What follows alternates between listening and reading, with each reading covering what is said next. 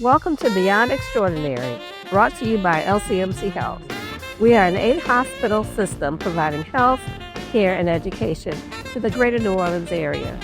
We are a health system with 3 academic medical centers. Our AMC status means we have our finger on the pulse of the latest treatment and technology in medicine, and we're bringing it right to our community. Throughout this podcast, we will discuss our health system service line and the innovative work our doctors and professionals are doing to improve treatments and the patient experience. We will highlight our academic partnerships and the importance of creating collaborative relationships between health systems and educational institutions. And finally, we will explore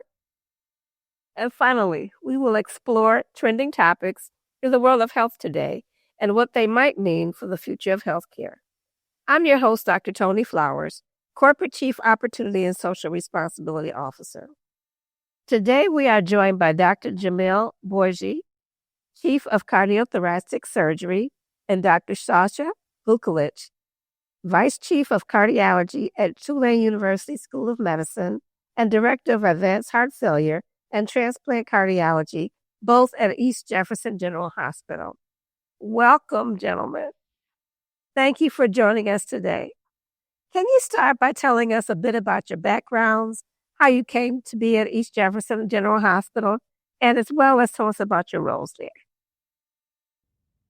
I'm a transplant cardiologist, and I did some PhD in immunology, which probably makes me good for transplant. So I trained for many, many years for all that. So mostly in New York at Northwell Zucker School of Medicine, and then I was at Cornell also, and I did my cardiology fellowship at Atlanta at Emory. Then I went back to New York at Albert Einstein College of Medicine, Montefiore Medical Center, where I worked for 10 years as a transplant cardiologist, heart failure and advanced heart failure and transplant cardiologist there. And there I met Dr. Borgi. So when the Chief of Cardiology of Tulane was trying to expand the services, looking because the whole territory of area of Gulf South in between Texas and big part of Florida was really having underserved for this advanced heart cares. I talked with Dr. Borgi that we should maybe look at this as an opportunity to develop something which can be a lasting legacy for this region. So we kind of came together. He came a little bit early, and then I came after to start this amazing project, which is serving the whole Gulf South coast, but particularly Louisiana and New Orleans. And we created this together, this advanced cardiac care center in East Jefferson now Hospital, as Tulane Medical Center is practically moved to East Jefferson Hospital. And we participated in creating this as a quaternary academic center anyway, working together as a team anyway. So Wonderful. All right. I'm Jamil Borgi, cardiothoracic surgeon and thoracic transplant surgeon. I trained initially in general surgery in Michigan, and then I did my cardiothoracic surgery training at University of Washington in Seattle. I actually practiced in a couple of places before. My last job was in New York at Montefiore Medical Center, where I was working with Dr. Vukelic. I was one of the transplant surgeons there, or cardiothoracic transplant surgeons, and we worked together on advanced heart failure patients.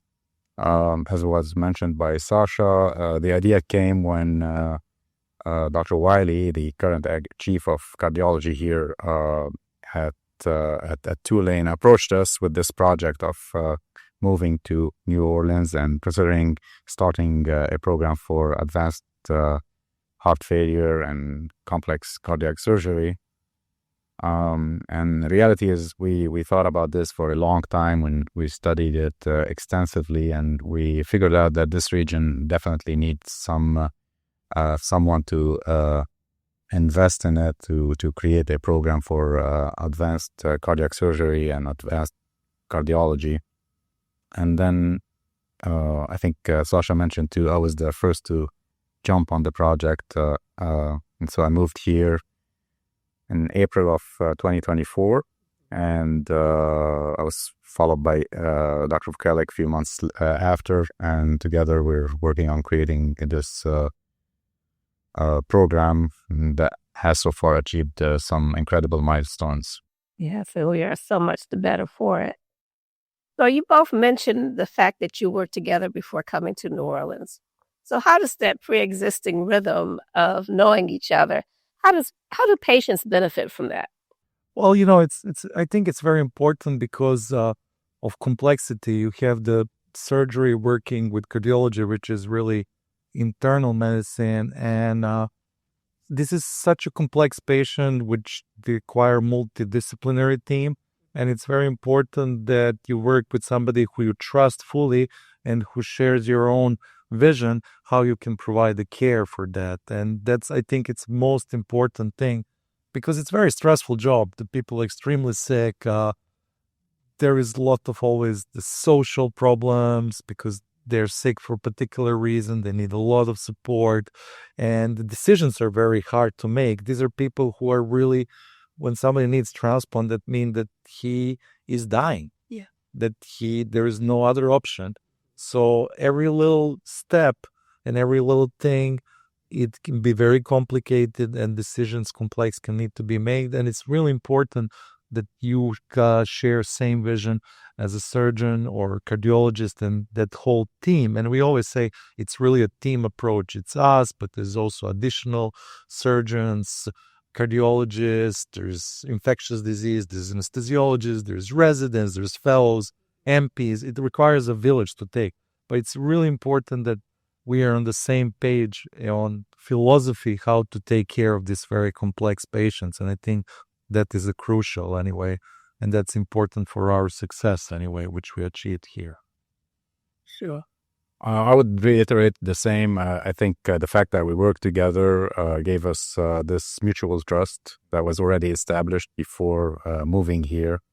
So I know from, that, if I do a difficult surgery, I have a counterpart from the medicine side, someone that I can rely on to take care of the patients and give me their perspective as well. So this relationship has been already tested and confirmed and proven in our previous job in New York. As a matter of fact, in New York, as program, we had achieved the highest 1-year survival for heart transplantation during the time that we worked there together. So we knew how much how much risk we can take. We knew how to take care of difficult patients, and it was easy to translocate this experience here. Obviously, it requires the work of multiple disciplines, as mentioned, infectious diseases, pharmacists, social workers, psychiatrists, intensivists, anesthesiologists, coordinators. So the care of these patients is very, very complex, but starting with the foundation of a good relationship between a heart failure cardiologist and a transplant surgeon or heart transplant surgeon is a big step to start with. Well, that is truly the epitome of teamwork, making the dream work, honestly. What you talked about the preparation you did and the research preparing to come to this region. What was your primary vision in bringing this program to New Orleans and our region, and how does that differentiate itself from other centers in the Gulf South? Well, what we first looked like, we first focused on New Orleans and Louisiana, but that's probably not enough population to support that system. And then we realized we kind of do the stupid thing. I draw the map, 3-hour, 2-hour driving range, and then I look what are the urban centers there and what is the programs existing and capabilities. And we said, okay, this is probably 3.5 to 4 million population, which currently only has one center, which is not performing a lot of advanced CAR therapies. And we compare it historically Like when we were coming, there was only like 10 or 15 transplants per year and around 15 LVADs per year for Louisiana at all. And then we historically looked, it used to be 3 transplant centers in 90s, and they were performing close to 90 heart transplant surgeries at that time. So which tells you by itself that there is a huge need, which was not met by this existence. And I say, okay, so there is a necessary need, and it's very underserved population, despite I say there's 4 medical schools here, which is completely shocking for me. And then when we came here, we realized the situation is really worse than we thought, that our 2-hour driving range is probably going to be a 3-hour driving range, because the people from Lake Charles to Pensacola, they have really nowhere to come except to New Orleans. And very soon we were thinking we will focus first on New Orleans. We started getting patients from Lake Charles, from Shreveport, from Monroe, from Alexandria, Opelousas, Gina, then Gulfport, Biloxi, Gettysburg, Pensacola even. Like, we've really expanded because we are kind of yes men. When they need help, we just say yes, and we try to take patient with a lot of help from LCMC system that allow us and help us to achieve that anyways. And that was what was needed. We created the cardiogenic shock program for the sickest patients, which need advanced medical therapies with ECMO and LVAD, and that serve as a fuel that now everybody sends us patients to clinic and everything else. Like we showed as alternative to that. And Jamil brought something which did not exist here, like advanced surgeries, which people were usually going to Houston anyway. So in a simpler form, I think our math showed that this region that we serve should have somewhere in the range of 120 to 150 heart transplantation per year. If we extrapolate based on the growth of what was being done in the late 90s and early 2000s. And what was actually being done a couple years ago is somewhere between 15 and 20. So you can just get an idea of how many patients in heart failure are either not getting treatment, dying without treatment, or in some of them, a smaller proportion of this number was actually getting their transplantation outside of the state of Louisiana, potentially mostly in Houston, in Texas, or in some other, they were going to Florida. So, and also some other, from a different angle, we realized that Louisiana is a net exporter of organs, meaning that organ donation that is happening here is being transplanted in centers outside of Louisiana. So, in conclusion, there is a definite need for another center in the state of Louisiana, and I think there is still, despite of what we achieved, a much bigger room to grow and much more potential to achieve. This is on the heart transplantation front. And in reality, I applied the same principle for everything cardiothoracic, because I realized after moving here that a lot of the complex stuff, aortic surgery, redo surgery, was not being operated on in the state of Louisiana. And those patients were either just left untreated or being shipped to a different center outside of the state. And at least when it comes to the LCMC system, we stopped that, and we take everything. We operate on the sickest patients, and we take good care of them, and we have achieved excellent outcomes with that. So these are the principles that we applied. I think it's working so far. Hopefully we can continue to do that and grow it even further. Yeah, the need certainly exists. So not every heart failure patient needs a transplant immediately. What are some of the cutting-edge treatments or procedures your team is using to manage advanced heart failure today? Yeah.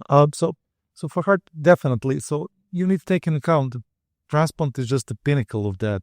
To reach transplant, you probably need to see 100 patients with heart failure, get one transplant.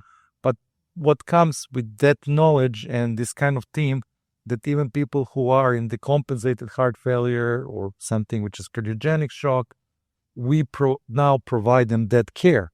So together with our surgical colleagues, we do the ECMOs, which is heart-lung machines. We do Impella 5 pumps. There's like pumps, temporary pumps, which allow somebody to recover heart and not needing the transplant. And then long-term, in addition to transplant, if you're not transplant candidate, you can also have permanent pump, which is called LVAD, which is implanted surgically, which we also did. We started that in January. We already did 26 pumps anyway.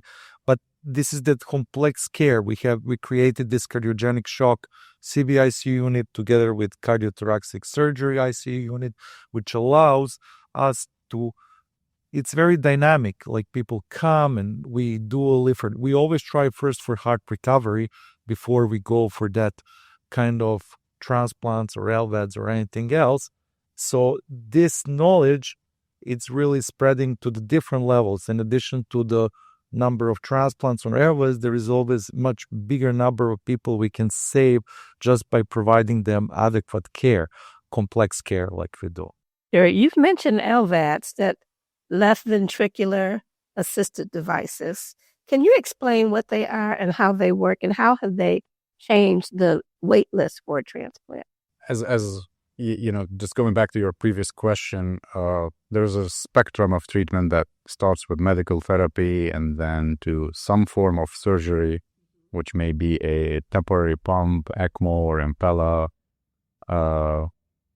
But sometimes the patients will need something more temporary, more permanent, like an LVAD, before getting to the transplant. And an LVAD is an artificial pump that is implanted surgically inside the chest into the left ventricle, with a drive line that comes out of the body to a controller and a battery, an energy producer. And this pump is meant to treat a majority of heart failure patients, because the majority of heart failure patients have left ventricular heart failure. And actually, this technology has evolved over the years to the point that patients can survive with this pump for, the average survival is potentially 7-8 years now, but some patients survive even longer with the newer pump. I think the original one with HeartMate 3, the newest pump, he's still alive. So I think it was implanted in 2005 or something like that. HeartMate 3? No. HeartMate 3, 15. Yeah. So he's alive 10 years 10 later. Years, yeah. 10 years there later. Are plenty of reports on patients surviving 10 years and a little bit longer now on artificial pumps. So it's the technology improving, and it's even approaching the survival of heart transplantation. But definitely the ultimate treatment for heart failure patient is heart transplantation.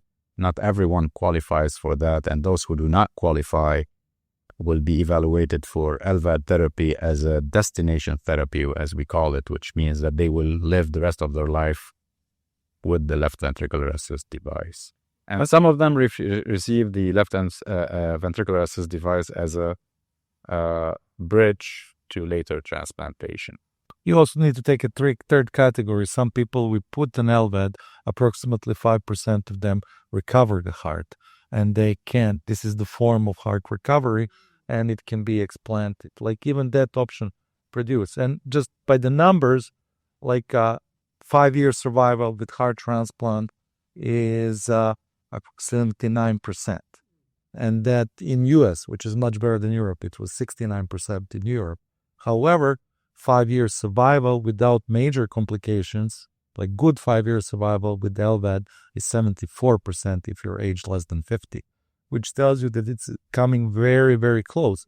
And we have our patients, one of our patients is working, and like people can work with LVAD, and it's not everybody will work, but a lot of people are capable to recover the strength, recover and be better shape that they can get the transplant. In New York, we used to approximately do 50% of LVADs that will be implanted were transplanted later anyway, so this is doesn't need to be definitive therapy. So for some people, if you're 79-year-old, it can give you a couple of years of life. It is definitive therapy, but very often it's just like allow us either to recover the heart or to get the transplant later anyway.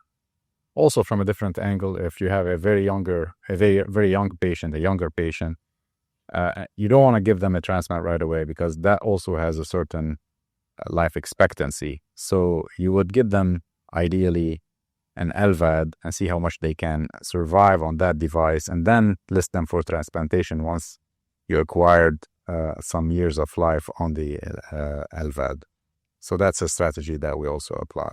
These are all nuances that are difficult to grasp, and still there is a lot of debate, in the cardiothoracic and cardiology world on how to approach these patients. There are a lot of different considerations. Like, think about it, like your median survival on heart transplant is 14 years. So if you're 24 and you get transplant, your median survival is 14 years, so you'll technically be 38. Then you can get maybe the second transplant. Usually we have reasons why they transplant fail, immunological reasons. Sometimes you can get it. But if you get it, then expected survival is not 14 years, then it's probably less. It's around 8 years.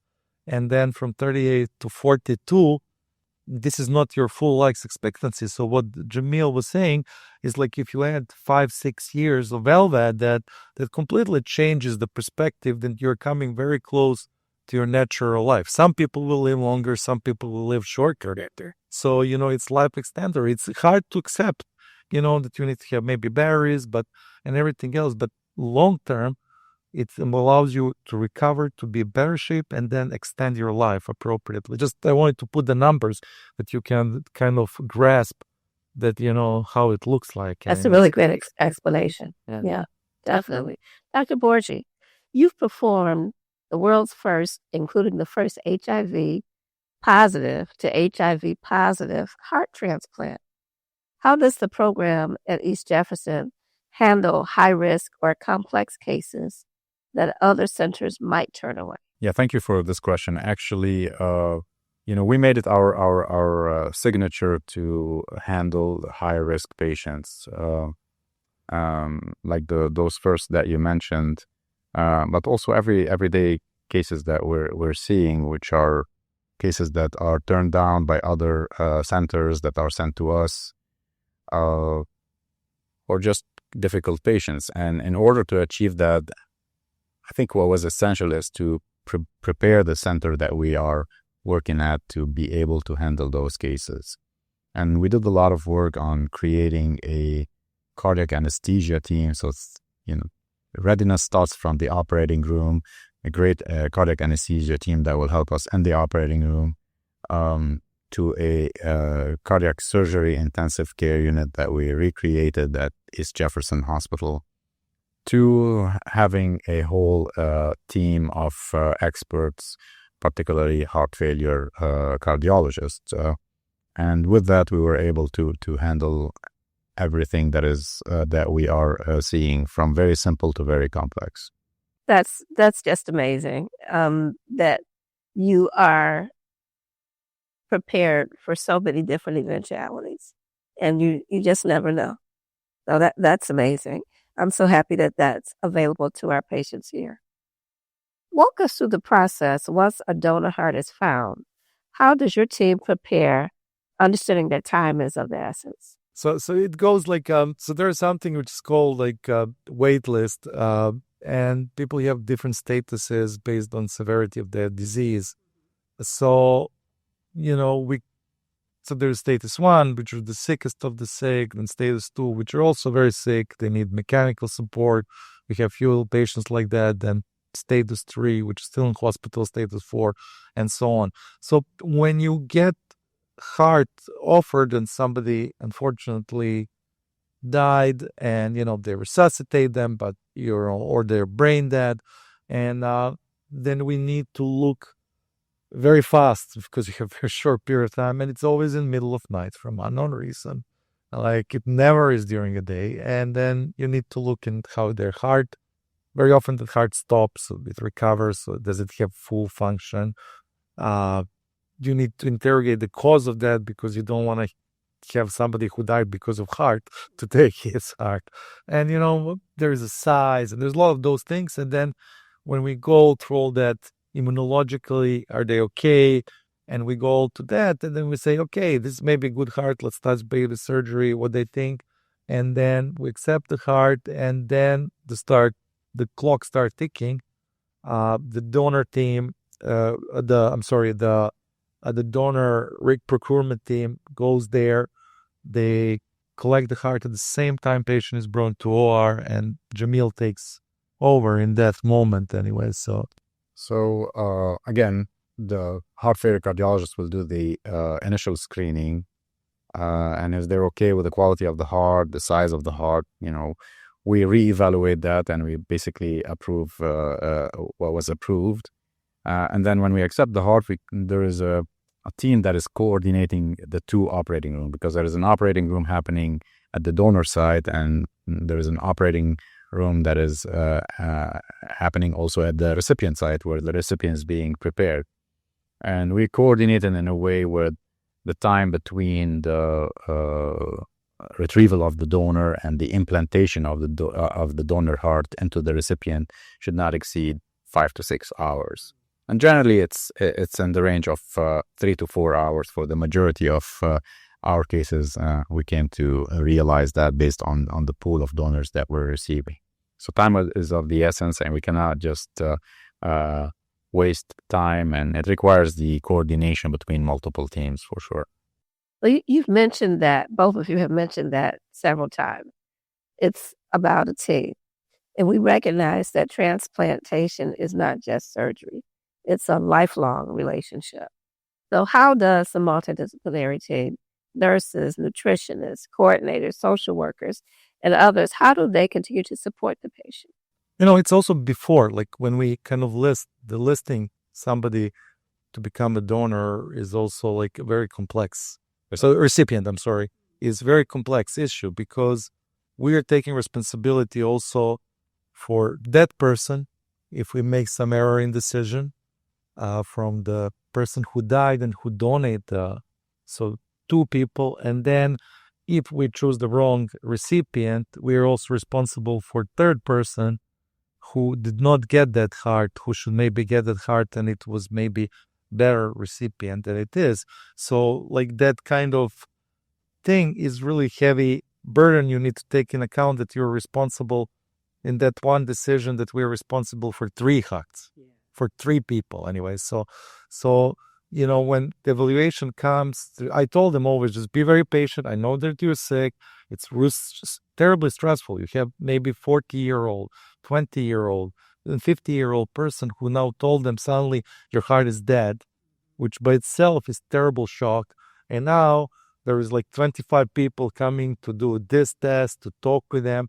We explored, are they capable to take care of that heart? Do they have enough support system? Are they going to be compliant with medications? Because if you're not compliant, that heart will die. Do you have some addictions or anything? So we kind of try to look at and balance that story in every component. So there is a social workers, there's the dietitian, there is different specialists. There is infectious disease, there is palliative care, there's psychiatry, there's our nurses coordinators, there's dentists. We have a dentist who also help us a lot anyway. And we come together with our surgeons, and then we present that, and we kind of see, are we able to make together decision that person should become a donor, a recipient anyway. And then when he receives the heart, there's complex care after that.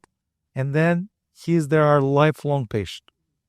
So we have these nurses coordinators and peace coordinators together with our transplant cardiologists managed like there's annual checkups, because those people can have one immunosuppression of cancers. We need to protect that. We're checking for any other disease, and every of their need is addressed the rest of the life. So that's why probably is very important that there is local availability, because think about it. If you get a transplant in Houston, on Vanderbilt, you are 7-8 hours. If you get sick, and that very often happens, you're immunosuppressed, you can get infection, you can die from sepsis in 4 hours. And if your transplant center is 3 hours by plane or 7 hours, that doesn't work well. donor care or transplant care is local. So that's very important to have a local center, and that you don't have a center which is 7 to 8 hours away, which is not going to provide you care, because this is lifelong therapy anyway. So many eventualities, so many things to consider. We understand the need for this is great across the Gulf South, and we certainly have some of the worst cardiovascular disease rates here. For a family in our area facing a diagnosis of end-stage heart failure, what should they know about the care available to them right here? I would say that from a transplant standpoint and also from a cardiothoracic surgery standpoint, they should know that what we are providing and offering is as good as they can get in any other big center in the country. And it is true that we are relatively new, but so far we have already started a significant program that already serviced a lot of patients in the last year and a half or 2 years. And we are projecting that this is going to grow tremendously. So we like to spread the word and let everyone know that this service is available here. Like we provide, transplant is a pinnacle, I'm saying, but we are able to provide, very often, for example, we have a patient who has heart failure but he has leaky valve. We can coordinate that to see, is just the surgery going to be enough, or we need the surgery and some additional support. We have people who have pulmonary hypertension. We can now provide them that care also, including the surgical care, which is needed, which we used to do together in New York, something which is called CTEPH surgery, chronic thromboembolic disease. And we can provide them medical management to try to recover heart just without any kind of surgical intervention. And some special forms of disease, we have a therapy and way to diagnosis like amyloidosis of the heart, which is very prevalent here because 4% of African American population have that genetic mutation. We do sarcoidosis. We do all the specialty care for heart failure. This what we are available now in the LCMC system for whole this region anyway. Transplant and everything is just the pinnacle of that, but majority of people can be taken care either with some surgeries or with medical management, which this multidisciplinary team, which is growing, is now allowing us to do anyway. Well, that's fantastic to recognize that it's not your work is not just focused on transplants, it's everything that can lead up to the transplant, and that's really important for people to know. But before we wrap up, is there anything else you'd like to share about the Institute or the future of advanced heart care? So now that we have started and, we feel more comfortable that we achieved a good start with this tremendous program, we would like to add that we are soon expanding the donor pool by starting to take what we call DCD patients, which is DCD donors, which is donor after cardiac death. So donors who did not have the diagnosis of brain death, but they are still donor. It's a different form of donation that is relatively more complex, and it has started, and a big proportion, 30% of donation is now DCD donation for hearts. So we will start that soon. Another thing that we will be starting is surgery for chronic thromboembolic pulmonary hypertension, which is another topic in its own, but it's right-sided heart failure that results from chronic clots in the lungs, and that requires a very delicate and sophisticated surgery. So we will be starting that in our center. And thirdly, which goes in parallel with heart transplantation, is lung transplantation, which is something that we got approved for, and we will be starting that. We're currently evaluating a number of patients and will be listing some and hopefully starting lung transplantations soon. So I think 2026 is going to bring some more milestones for the program. That's excellent to hear, because I understand in New Orleans, lung cancer is our highest cancer. Lung cancer is a a different topic, is definitely high here. But lung transplantation is not for lung cancer. It would be for end-stage lung disease, similarly to heart failure, pulmonary fibrosis, or emphysema, end-stage emphysema, which are also prevalent in New Orleans, and also underserved, if I may say that. So. Of course. So one more thing, which we're starting cardiogenic shock team anyway, because we realize there's a lot of patients throughout the hospitals and everything through the system of our 8 hospitals, but also some hospitals which work very closely with us. So because the people who come with heart failure in that cardiogenic shock, meaning that your heart is not able to provide pumping for basic needs of your organs, kidneys, liver, and everything that fail, and time is of crucial essence. So we developed this cardiogenic shock multidisciplinary team with critical care, heart failure physicians, interventional cardiologists, and the surgeons, which will allow us to bring these patients as fast as possible to East Jefferson as our cardiovascular hub and provide them that care on timely manner. So we're trying to expand that now to the whole LCMC system, like we have a call, and for future we think maybe we will try to expand it to the hospitals which are sending to us, that we can send our team to put patients on ECMO and bring them patients to hospital, because a lot of hospitals do not have capacity what we have. So we are just providing that care, especially for New Orleans region, which we'll do anyway. So, well, we have learned, and I'm sure our listeners have learned a lot about the plethora of offerings that you're bringing to this area that is so needed. One of the questions that we always want to ask our guests as we're talking about health and wellness, what do you do for your health and wellness? Well, I try to limit the calories as a first strategy. Personally, I do some intermittent fasting and low-carb diet.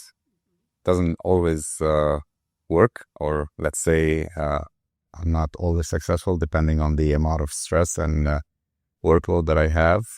I also try to exercise at least 2 to 3 times a week. Well, the dietary choices are definitely a little bit harder here in New Orleans, right? It's more difficult to resist that than, in New Orleans, that's for sure. Yes, yes. Yes, I did also dietary changes. I'm limiting calorie. I lost a lot of weight anyway. But I also stopped. I kind of sacrificed in that process the thing I like the most. I like meat a lot, so I stopped eating meat like 4 years ago. I'm pescatarian, so which for me, New Orleans is probably a good solution if I try to avoid like a fried food anyway. So fried catfish is probably not the best solution, but I stopped eating meat and I'm trying to exercise. So, but it's difficult. As Jamil says, the amount of stress and amount of work we needed to put just to build this from the ground. The beginning is very hard. My wife is also a physician. She's a rheumatologist at LSU, program director for rheumatology fellowship. So we're kind of joking that we together have good life-work balance anyway. So she has life balance and I have work balance. So this is our thing. But I think it's going to get easier as we recruit more people and we establish more the system. Because we always said it's not Jamil and Sasha. It's the team that we create, the team that can function even when we are not around. And I think that's most important for our legacy, for coming here to create something which will contribute to this city, great city, state, but also the whole Gulf South for a long period of time. Not just like these 2 years or 3 years. It's just to create something which will kind of be a long-lasting legacy anyway. So that's what we thought about. So. That's what we're anticipating. Well, thank you so much for joining us today, doctors. And thank you for listening. Join us as we go beyond extraordinary on the second Tuesday of every month.